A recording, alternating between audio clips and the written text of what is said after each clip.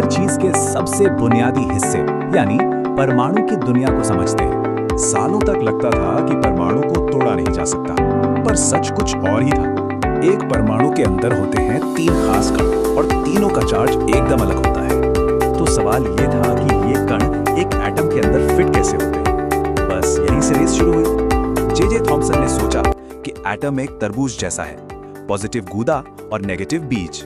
पर यह मॉडल तब गलत साबित हुआ जब रदरफोर्ड ने सोने की पन्नी पर एक एक्सपेरिमेंट किया। नतीजे हैरान करने वाले थे। इससे पता चला कि एटम के अंदर कुछ छोटा और भारी है। तो रदरफोर्ड ने बताया कि सेंटर में एक छोटा पॉजिटिव न्यूक्लियस होता है और एटम ज्यादातर खाली है। पर एक और दिक्कत थी, ऑपोजिट चार्ज तो खींचते हैं, तो इलेक्ट्रॉन न्यूक्लियस में क्यों नहीं गिर जाते? इसका जवाब दिया नील्स बोहर ने। उन्होंने इलेक्ट्रॉन्स के लिए एक बिल्कुल नया नियम बनाया। बोहर ने कहा कि इलेक्ट्रॉन फिक्स्ड एनर्जी लेवल या शेल्स में ही घूमते हैं, बस उन्हीं में, और हर शेल की अपनी एक कैपेसिटी होती है, उससे ज्यादा इलेक्ट्रॉन नहीं आ सकते।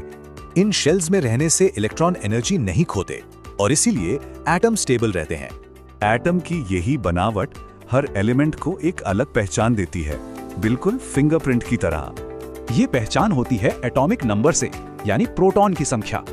6 प्रोटॉन मतलब कार्बन, और मास नंबर होता है प्रोटॉन और न्यूट्रॉन का टोटल, यानी न्यूक्लियस का पूरा वजन। लेकिन तब क्या हो जब प्रोटॉन सेम हो पर न्यूट्रॉन अलग? यहीं से आते हैं आइसोटोप्स। आइसोटोप्स में प्रोटॉन सेम पर न्यूट्रॉन अलग होते हैं, और आइसोबार्स में मास नंबर सेम होता है। जैसे हाइड्रोजन के ये 3 रूप, तीनों में एक प्रोटॉन है पर न्यूट्रॉन की संख्या अलग है। एक एटम कैसे रिएक्ट करेगा ये तय करते हैं उसके सबसे बाहरी यानी वैलेंस इलेक्ट्रॉन्स। एटम की जुड़ने की कैपेसिटी को वैलेंसी कहते हैं। जिसका बाहरी शेल भरा हो वो स्टेबल होता है।